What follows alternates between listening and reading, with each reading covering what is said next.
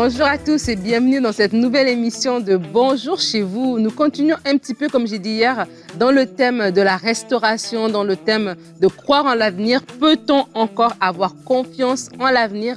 C'est notre thème du jour et aujourd'hui, je suis avec Annabelle et notre invité de la semaine, le pasteur Daniel Chéry. Bonjour, pasteur Daniel. Bonjour Nadine, bonjour Annabelle. Bonjour, bonjour. Vous allez bien? Oh oui, ça va, ça va. Pasteur Daniel, tu as déjà fait plusieurs émissions avec nous. Je t'ai présenté, je crois, hier ou avant-hier, mais quand même, je vais te laisser l'occasion de te présenter pour les personnes qui viennent de se connecter, peut-être qu'ils ne te connaissent pas. Tu es le pasteur Daniel de l'église Le Refuge. Je te laisse continuer. Oui, Daniel Chéry de l'église Le Refuge à Montréal, dans le quartier de Saint-Léonard. On a une assemblée qui a commencé depuis environ maintenant 10 ans. Cette année, on va célébrer 10 ans. Oh, félicitations! Merci, merci. Et puis, on est passionné pour Jésus et puis on continue à faire l'évangélisation et puis à dépeupler le royaume de l'ennemi pour remplir le royaume de Dieu. Amen. Au nom de Jésus. Amen, amen. Et on parlait un petit peu entre les émissions et tu nous as expliqué que dans ton ministère, c'est que tu vas même faire de l'évangélisation dans des endroits peut-être qu'on ne peut pas s'attendre à ce qu'un pasteur aille dans ces endroits-là. Mais toi, tu y vas parce que tu crois que Dieu t'appelle à aller chercher les âmes, justement, où est-ce qu'elles sont pour les amener vers le Seigneur. Et c'est encourageant, je trouve ça tellement beau ce que vous faites sur le terrain. Oui, merci. Gloire à Dieu. C'est pas facile, mais c'est sûr que c'est un nouveau défi. Et moi, j'aime les défis. Aller dans des endroits où on ne veut pas toujours aller. On s'en va cet été dans un festival à l'extérieur, un festival de musique séculière, le compas. La musique haïtienne, ouais. Voilà. Et c'est tout un défi, mais on croit que les gens vont être touchés par la puissance. Parce que la dernière fois, vous êtes allés, il y avait vraiment des âmes vous avez eu une moisson d'âmes. Oh oui, certainement. C'est incroyable, c'est incroyable. En tout cas, pasteur Daniel, aujourd'hui, tu vas faire une pensée du jour. Tu vas répondre aussi à une question. Je vais la lire, la question de Marco du Canada. Mes erreurs de jeunesse me rattrapent, que faire? Très bonne question. Oh là là. Une très bonne question. Et on parle de la jeunesse. Annabelle, tu as une rubrique culture et médias. Oui, on va parler d'identité en question qui a pour but de pouvoir donner des outils contre le harcèlement scolaire, les addictions notamment à la pornographie et aussi le rejet, particulièrement au niveau des jeunes. Un beau programme qui est réservé pour vous aujourd'hui. On va commencer avec le pasteur Daniel dans la pensée du jour.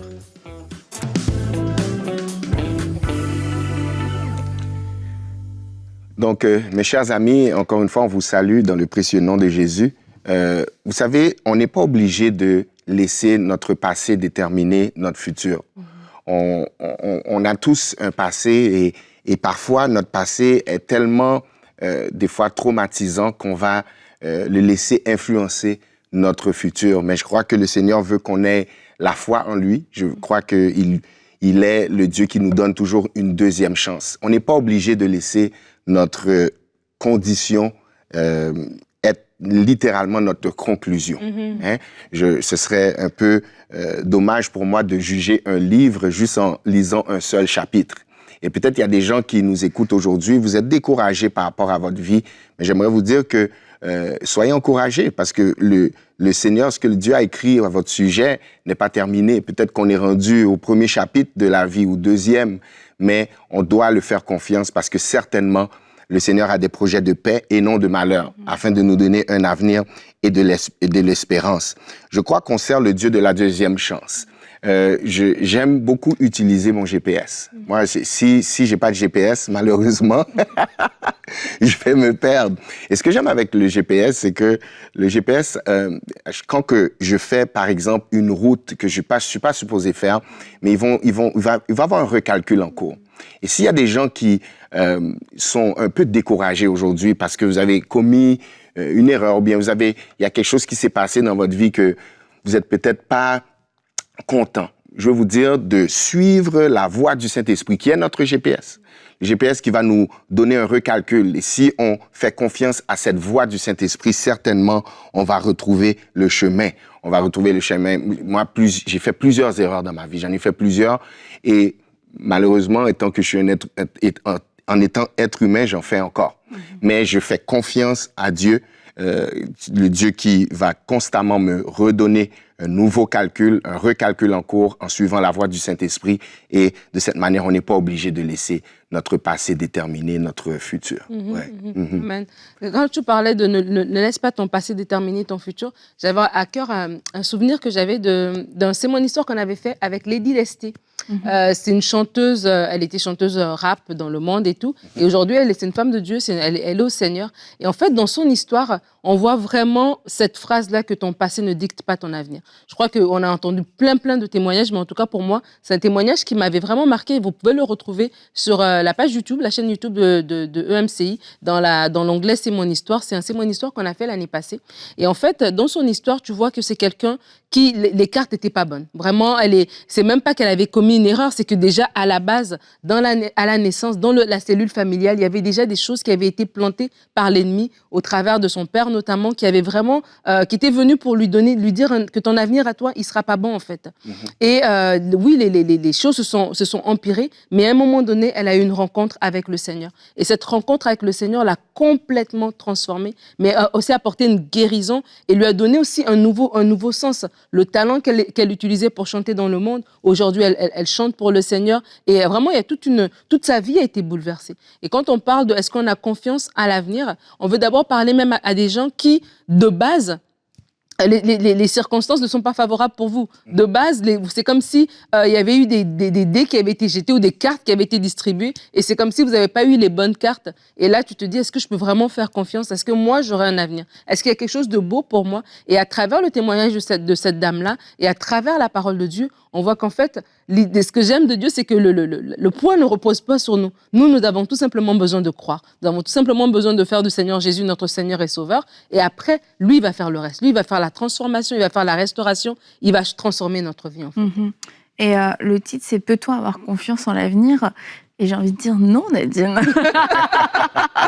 Mais nous pouvons avoir confiance en Dieu. Amen. Qui tient notre avenir entre ses mains. Et je crois que c'est toujours ça peut sembler simple, mais c'est vraiment ça dont on doit se rappeler.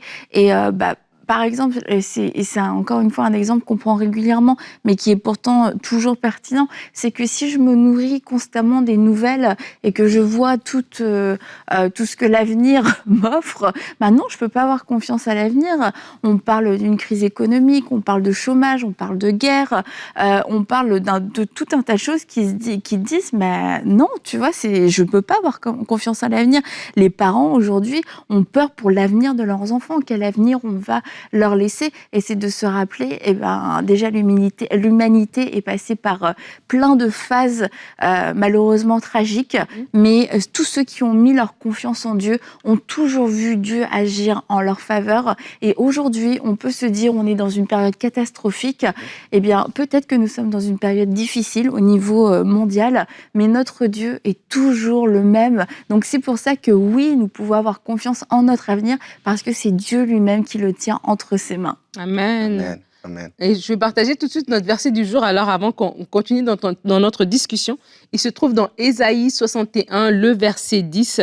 La Bible dit, et j'espère que c'est aussi votre déclaration, vous pouvez le déclarer, vous aussi mettre votre nom dans ce verset. « Je me réjouirai en l'Éternel, mon âme sera ravie d'allégresse en mon Dieu, car il m'a revêtu des vêtements du salut, il m'a couvert du manteau de la délivrance. » Et j'aime trop ce verset dans le sens où il y a cette déclaration par rapport à l'avenir. Et dans le Proverbe 31, on parle de cette femme qui se rit de l'avenir. Et quand on est dans ce contexte, comme tu dis, le contexte économique peut-être de notre pays, peut-être il y a certaines personnes, c'est pas aujourd'hui que ça a commencé à aller mal dans votre pays, ça fait peut-être des années que ça va mal. Et de se dire, en fait, quand on se met dans cette position de dire, je peux me rire de l'avenir, parce que j'ai confiance en celui qui est déjà dans l'avenir, en celui à qui le temps lui appartient. Il connaît mon passé, il connaît mon futur, il n'est pas surpris par les événements. Et c'est parce que j'ai confiance en lui, parce que je m'appuie en lui, c'est parce que je me cache en lui que je peux me rire de l'avenir. Et comme tu dis, Annabelle, j'ai confiance en l'avenir, parce qu'en fait, j'ai confiance en celui qui tient déjà ce temps, qui tient cet avenir, et c'est Dieu, en fait. Amen. Merci, Annabelle, pour cette parole, parce que ça peut paraître simple, mais c'est tellement profond que j'ai pas confiance en l'avenir en tant que tel, mais c'est la personne qui la tient. C'est lui qui a un bon crédit, c'est lui qui a c'est lui qui a la réputation d'être quelqu'un qui sait comment transformer le mal en bien. Il sait comment prendre des choses qui peuvent être cassées puis les réparer. Je lisais un article et puis ils expliquaient aux États-Unis comment que il y a quelqu'un qui travaille dans la réparation. Il prend des objets de voitures brisés et ça devient des chefs-d'œuvre qui vendent à des milliers de dollars. Si un être humain est capable de faire ça avec des pièces de voiture, à plus forte raison notre Dieu, lui qui est capable de changer le mal en bien. Donc, faut vraiment qu'on fasse confiance en Dieu lui-même parce que c'est lui qui est le responsable, c'est lui qui va nous donner les bonnes directions, c'est lui qui va nous emmener à où ce que parfois on pense que tout est terminé, puis boum, il va nous venir avec un tout à coup, et puis il va nous faire un miracle, et puis il va changer le mal en bien. Donc, c'est rassurant. Amen, amen, amen. Moi, je me rappelle, j'ai à cœur comme ça ce texte dans la parole, dans Luc. C'est l'histoire des deux disciples après que Jésus soit mort à la croix, voilà, et les disciples sont éparpillés. Ils avaient un plan d'avenir qui était que voilà, Jésus allait reprendre, redonner à Israël, voilà, sa position, aller défaire les Romains, etc. Et Jésus ne fait pas ce qu'eux, ils pensaient faire. Jésus va à la croix et Jésus meurt. Et alors qu'ils ne savaient pas que Jésus était ressuscité, ils sont en train de marcher vers Emmaüs et ils sont découragés en fait, parce que tous les calculs qu'ils avaient faits, il n'y a rien qui a donné. Et alors qu'ils marchent, Jésus est en train de marcher à côté d'eux, il est en train de leur parler, il leur explique, est-ce que tu n'es pas au courant de ce qui s'est passé, voilà. Il leur explique tout ça et Jésus est en train de parler avec eux. Et c'est au fil du temps qu'en parlant, finalement, Jésus se révèle à eux que c'est lui, en fait, qu'il est ressuscité, qu'il y a quelque chose de plus grand que juste le petit royaume qu'eux, ils pensaient. Il y a quelque chose d'éternel, etc. Et le plan divin. Et en fait, ses disciples vont dire, est-ce que dans notre cœur, alors qu'on parlait avec lui, est-ce qu'il n'y avait pas quelque chose qui brûlait à l'intérieur de nous? Et en fait, j'aimerais aussi vous inviter, alors qu'on parle d'avoir confiance à l'avenir, des fois, on marche, on a fait nos projets, ça n'a pas fonctionné. Et en fait, à l'intérieur de nous, c'est mort. En fait, il n'y a plus rien. Il n'y a plus cette lueur-là. Mais c'est lorsqu'on est en connexion avec la parole, lorsqu'on est en connexion avec le Seigneur, c'est comme à un moment donné, il y a quelque chose qui brûle, en fait. Ouais. Eux-mêmes, ils étaient assis. Peut-être qu'ils ne savaient pas que c'était Jésus encore, mais eux-mêmes, peut-être qu'ils se sont dit, tiens, peut-être qu'on va retourner à Jérusalem. Peut-être que oui, mais c'est vrai que Jésus avait dit ça. Et il y a comme un espoir comme ça qui renaît à l'intérieur d'eux. Et c'est aussi pour parler à quelqu'un qui n'a même plus d'espoir, en fait. Et on peut être même en tant qu'enfant de Dieu, très... pas hypocrite, j'ai envie de dire, mais ouais, on peut faire semblant, tu vois.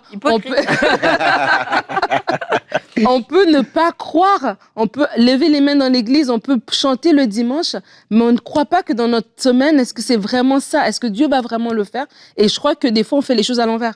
Les faire à l'endroit, c'est d'abord aller dans le lieu secret, en intimité avec le Seigneur, et que ce feu puisse renaître à l'intérieur de notre cœur pour que oui, on puisse croire en l'avenir. Ces disciples ont dit, tiens, après avoir parlé avec Jésus, ils ont rebroussé chemin. Ils sont retournés à Jérusalem parce qu'ils savaient en fait, non, il y avait un avenir en fait. Tout ce que Jésus avait dit, c'était pour de vrai et que voilà, ils devaient retourner auprès des autres.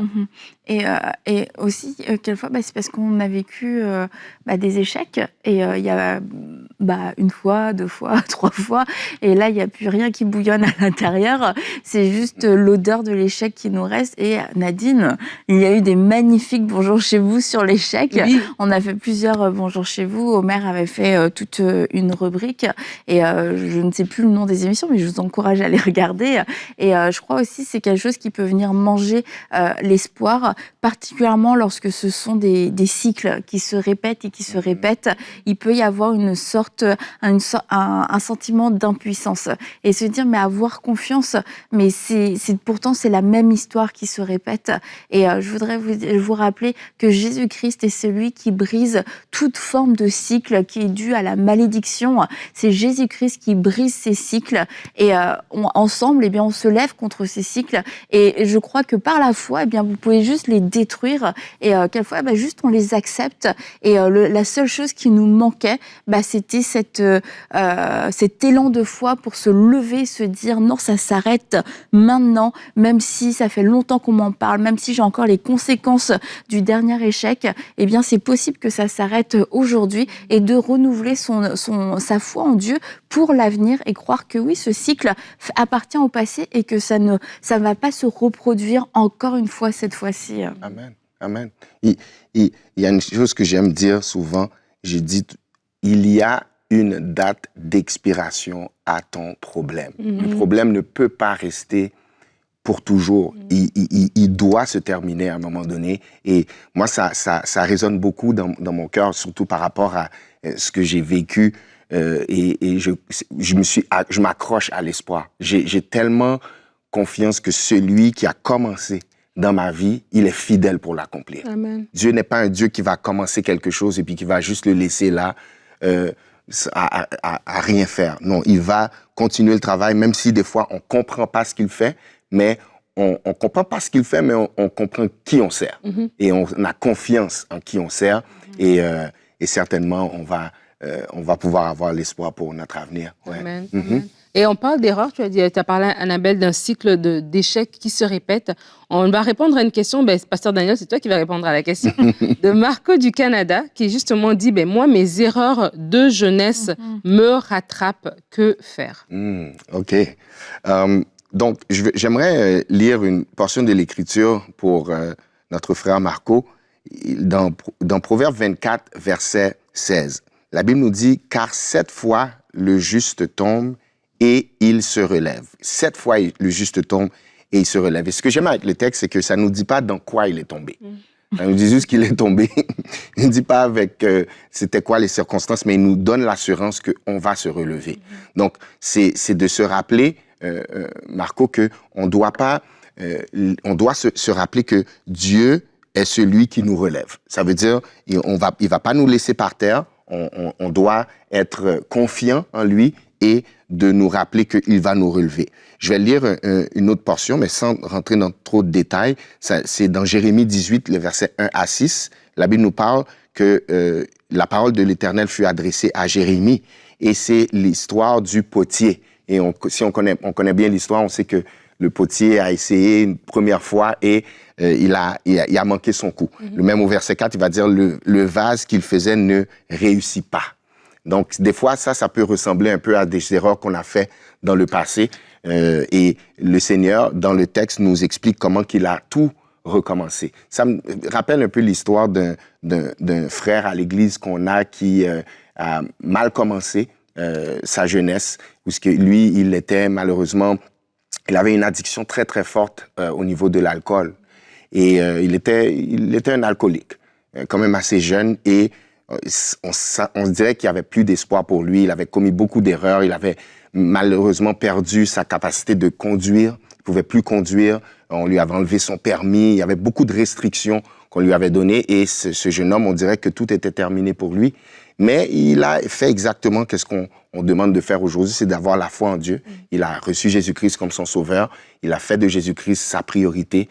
Il s'est concentré sur la parole de Dieu. Il a commencé à faire de Jésus sa priorité. Et aujourd'hui, où on se parle, il est totalement restauré. Sa vie va d'une manière que lorsqu'on le regarde, on n'aurait jamais pensé qu'il aurait passé par toutes ces choses qu'il aurait passées.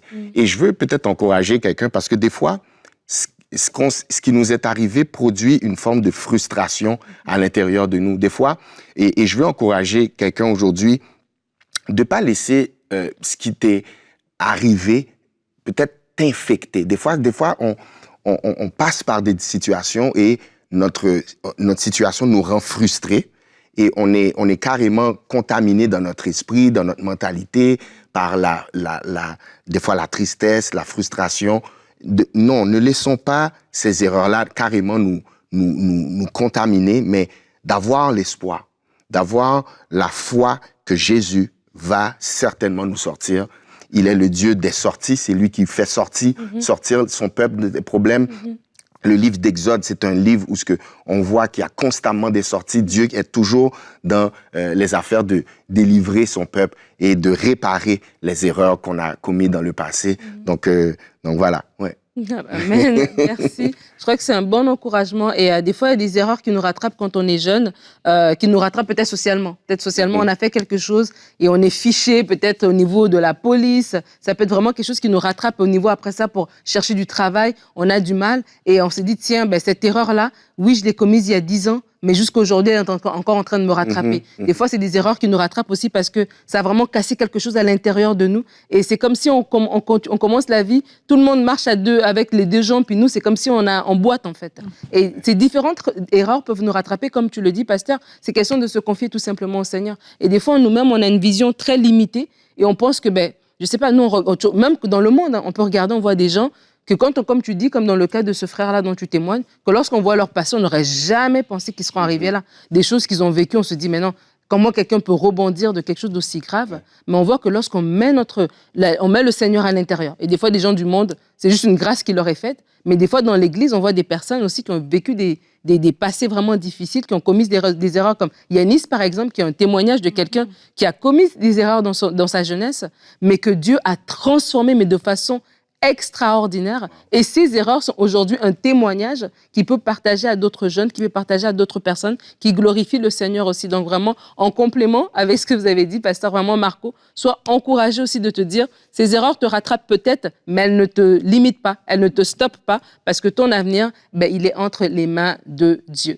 Alors, on va continuer cette émission avec Annabelle dans la rubrique Culture et Médias.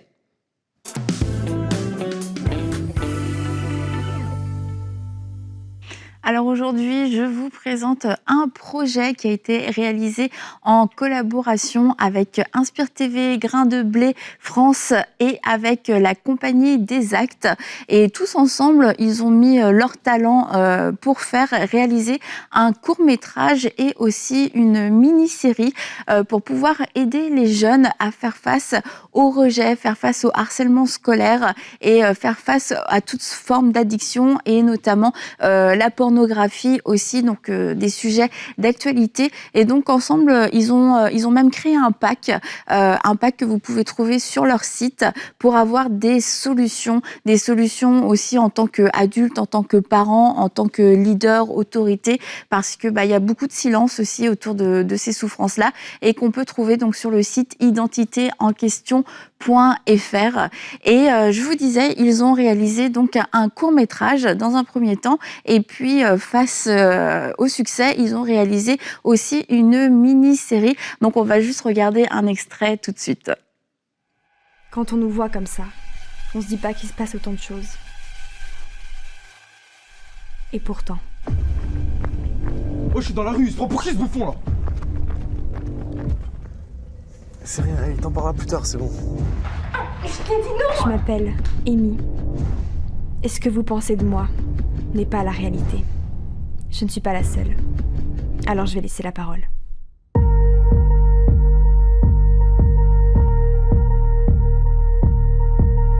Oh, c'est bon, laisse-la. Elle a assez de trucs à gérer comme ça. Et au fait, on sait que c'est toi. De quoi? Qu'est-ce que j'ai fait? Regarde où tu marches. Au fait, tu deviens une star en ce moment. Bouffon. Tiens, regarde ce que j'ai trouvé sur Insta. Je crois que c'est une meuf du lycée. Ouais.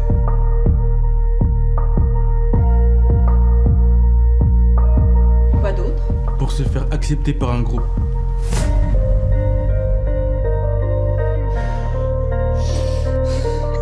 Oh, t'es dur là.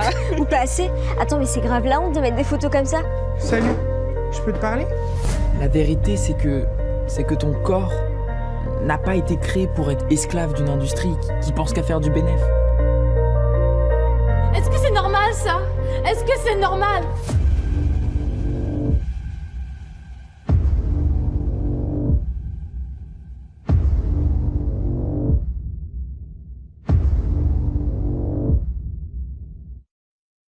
Alors, vous pouvez retrouver la mini-série, bien sûr, sur YouTube et aussi le court-métrage et le partager autour de vous. Et ça peut susciter des conversations avec vos enfants, mais aussi avec d'autres jeunes qui pourraient s'ouvrir. Et je le disais, il y a un pack qui est disponible et il est en vente à 15 €. Mais parce que l'équipe a voulu que ce soit accessible à tous, eh bien, il propose aussi de pouvoir juste l'acquérir avec un don volontaire pour que personne n'en soit privé.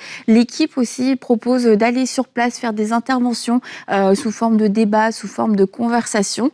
Donc ça peut être aussi un excellent outil. Et enfin, si vous connaissez, vous suspectez certains cas d'harcèlement scolaire, de rejet, etc. parmi des jeunes de votre entourage, vous pouvez simplement leur dire d'aller sur le site identitéenquestion.fr parce que directement sur le site, il y a différents outils et ils peuvent aussi prendre contact pour avoir de l'aide. Donc merci à Inspire TV, à Grain de Blé et aussi à la Compagnie des Actes d'avoir mis ce projet en place pour pouvoir aider les jeunes à marcher dans leur identité et puis à se sortir de toutes ces choses parce que c'est très présent aujourd'hui, y compris pour nos jeunes chrétiens qui ont besoin de réponses. Absolument. Merci beaucoup Annabelle, c'est une très très belle présentation. Merci, on vous encourage aussi en tant qu'Église. Des fois, le département jeunesse, c'est des outils qui peuvent aussi être à votre disposition pour aider les jeunes, pour pouvoir parler leur langage, parler leurs défis, les encourager, oui, à avoir confiance en l'avenir parce que Dieu est avec eux, mais aussi être dans leur quotidien, dans leur présent, avec les différents défis auxquels ils font face. Je crois que cette plateforme va aider à cela. Donc, merci beaucoup, Annabelle. Alors qu'on arrive à la fin de cette émission, on a parlé de plusieurs choses, mais on a vraiment voulu vous encourager à avoir confiance en Dieu, donc qui tient votre avenir entre ses mains. Donc, je vais refaire le titre de cette émission. Mais vraiment, oui, de vous rire de l'avenir. Comme cette femme dans le Proverbe 31, de vous rire de l'avenir, d'avoir confiance que vos destinées sont dans sa main et peu importe les bons troubles qui peuvent avoir lieu, peu importe le fait que peut-être la situation économique n'est pas belle, peut-être que vos erreurs vous rattrapent, peut-être X ou Y, mais d'avoir confiance au Seigneur parce qu'il tient votre avenir entre ses mains. On va tout simplement prier pour vous. Donc, Pasteur Daniel, si je peux bien te demander de prier pour les gens qui sont dans les cas de figure dont on a parlé aujourd'hui, de les recommander à la grâce du Seigneur. Certainement. Seigneur Père, nous approchons le trône de la grâce, Seigneur, aujourd'hui, afin d'obtenir miséricorde et surtout pour être secourus, Seigneur, dans nos besoins. Seigneur, nous voulons te remercier pour ta grâce qui se renouvelle à chaque matin dans nos vies. Seigneur, nous te présentons, Seigneur, ces différentes personnes aujourd'hui qui font face à des défis et surtout ceux peut-être qui ont fait des erreurs, Seigneur, ceux peut-être qui sont déçus de leur passé et qui n'ont aucun espoir pour leur futur. Père, tu es le Dieu qui est en mesure de changer le mal en bien. On prie, Papa, au nom de Jésus, que tu puisses donner un nouvel espoir, Seigneur, à ces personnes qui nous écoutent aujourd'hui, à nos frères et sœurs qui, Seigneur, n'ont pas d'espoir. Renouvelle leur espoir. Seigneur, tu es capable de prendre une erreur et la transformer en miracle.